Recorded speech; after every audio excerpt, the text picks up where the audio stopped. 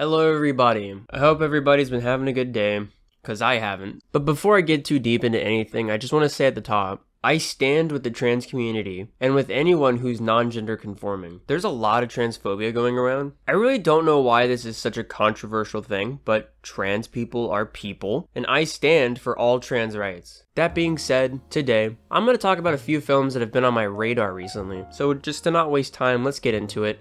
The first film is Mad God, directed by Phill Tippett. This was a project Phill Tippett has been working on for over 30 years. That's dedication to the craft. This film is a mixture of live action and stop motion animation that follows a nameless traveler as he traverses a hellish landscape. From the beginning, the style is very dramatic that resembles something like a play with its presentation and music. To get into it, I really like the music here. It's almost light and ethereal, and in a way it sort of contrasts with the very heavy imagery. The details of the props and characters are fascinating to look at. The design of this world that the creatives made is foreign and nightmarish, but also very similar to our world. The experience of the film is going for a more horror vibe, a lot of graphic imagery with blood and gore, as well as utilizing the unintentionally creepy aspects of stop motion to enhance that feeling. I really like the sound design. The noise of gunfire would echo, especially in the beginning, and it would create a very atmospheric setting. I love the use of stop motion effects in this film. I love the use of stop motion effects in any film, really. Having something that fits on a table appear lively and grand in scale to its surroundings is always inspiring to me,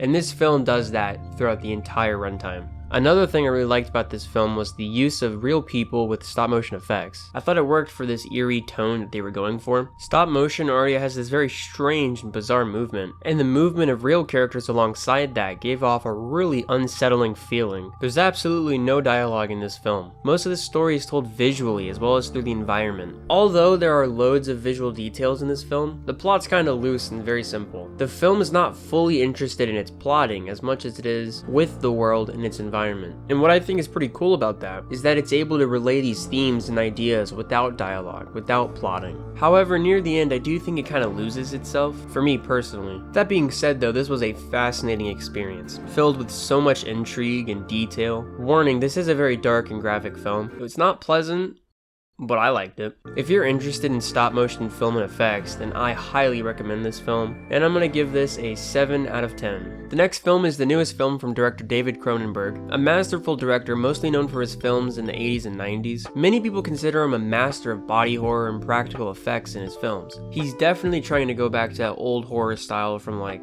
Videodrome and Scanners. Crimes of the Future is a science fiction horror film that holds the same name and similar themes to one of his first films in the 1970s. While I haven't seen that original film, by reading some of the plot points and synopsis, it seems like they both have very similar ideas. This film has a lot of interesting elements going on, along with being very creative conceptually, but I thought the writing did not work at all. The dialogue for the majority of the film felt empty, yet there was so much talking going on. The story was not told as effectively as it could have been. A lot of the information is just given in like the most unsatisfying way ever. The acting isn't great from anyone in particular, and there was some really bad acting sprinkled throughout. This film doesn't have a strong script to begin with, but some of the performances made it so much worse. I feel like the thing I like the most about this film is definitely its effects, even though a lot of the effects still came off very silly, but just how the effects was used alongside the world this film creates was engaging to watch in the beginning. But when Viggo Mortensen is sitting in a fleshy, weird chair as it's moving around,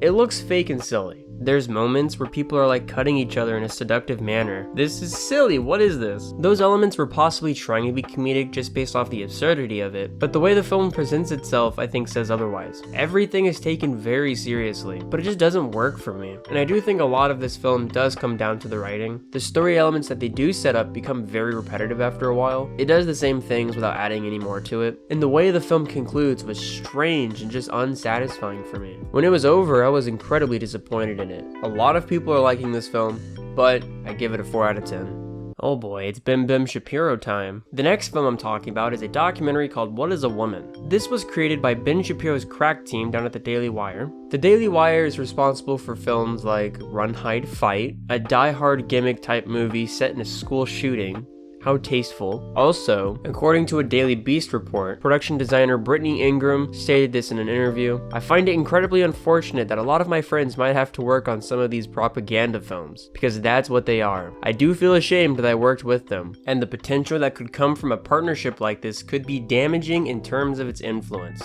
So that's the caliber of films we're talking about today, actual propaganda. The boys got their brain together and made a new film that's a documentary this time, What is a Woman? This was directed by Justin Folk. To give a little backstory about Justin over here, he directed a documentary back in 2019 titled No Safe Spaces, which was essentially a puff piece for Dennis Prager.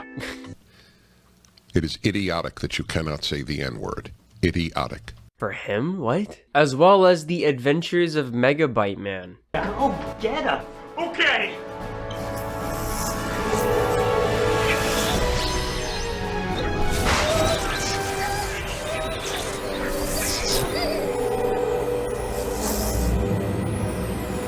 So it's safe to say that this is a true filmmaker over here, and a damn true documentarian. I don't think it's fair to call this film a documentary. Real documentaries have theses and subjects that they explore throughout a story. This film has pretty much nothing except anti-trans propaganda. Just to get into it, Matt Walsh, the interviewer, the narrator, and pretty much the face of this whole film, everything he asks people is very reductive and surface level, that is meant to be sensationalized instead of actually having a conversation. When talking to professionals, people who actually dedicated their work to understanding gender studies, he just constantly asks the dumbest shit, like, "Oh, do girls have penis?" And I kid you not, that is the level of questions that is being asked. He just tries to make a joke out of the conversations to make them look foolish and to discredit them. If he's gonna treat his subjects like a clown, I'm gonna treat him like a clown. I'm just gonna place that clown nose right there. Yep, that's perfect. And when he does talk about something that could be an interesting conversation, he shows it in an intentionally fearful way. This film is disingenuous, and immediately a sensible person can understand that this film presents its ideas in bad faith. And what's even worse about this movie is that the ending is pretty much a call to action to be as anti-trans as possible. You can be a dick all you want, but when you start to bring a call to action to people, especially through legislation, to start questioning trans rights, that's beyond asshole. That's like you're going to a different realm of asshole here. Also, speaking with the information that they present in this film, it's very baseless at times. A good example is the scene with the phone call of a man who claims to be in jail for mispronouncing someone, and we never learn the identity of this person. So I get a letter from BC Children's Hospital in December of 2018. Under the BC Infants Act, they will start injecting my child with cross-sex hormones, and I have 2 weeks to respond with legal action if I so choose. There is definitely a substantial amount of information that they removed, and I'll go into detail as to why. Okay, so there's two things that they're talking about here. The first thing that he discusses is the BC Infants Act, which, with a quick Google search, is giving minors in Canada consent to medical treatment on their own terms, as long as they understand the full risk and benefits. And the conversation is cut to make it sound more sympathetic towards the dad. Like, oh, look at what they're doing to my child. But in reality, his kid wanted to undergo hormone therapy, and the father was staunchly against it. But the dad would sound more like an asshole if it came across that way. This is a great example over how the editing creates a bias in the conversation. Listen to how the music plays when the father talks. Is that they were going to pump her full of cross-sex hormones within the hour, and I put a halt to that. I said no. They agreed to stop. The film wants you to sympathize with a guy who's trying to restrict access to a medical procedure for his child. You went to jail for that?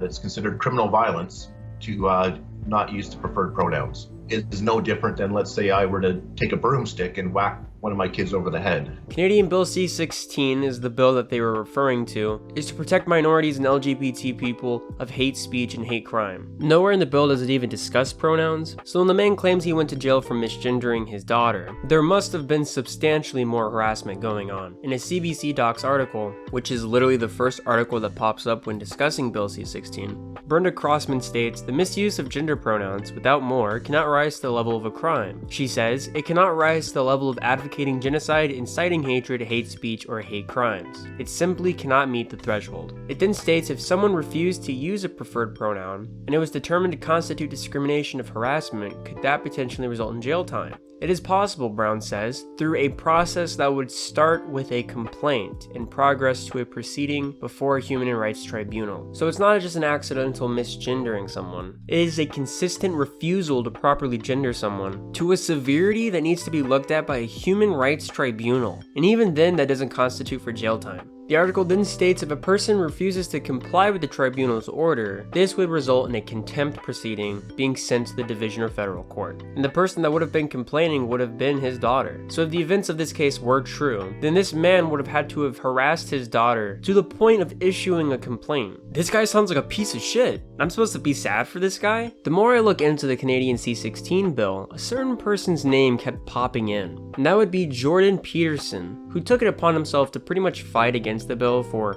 freedom of speech, if you will. The Ontario Human Rights Commission explicitly states that refusing to refer to a person by their self-identified name and proper personal pronoun, which is the pronouns that I was objecting to, can be interpreted as harassment, and so that's explicitly defined in the relevant policies.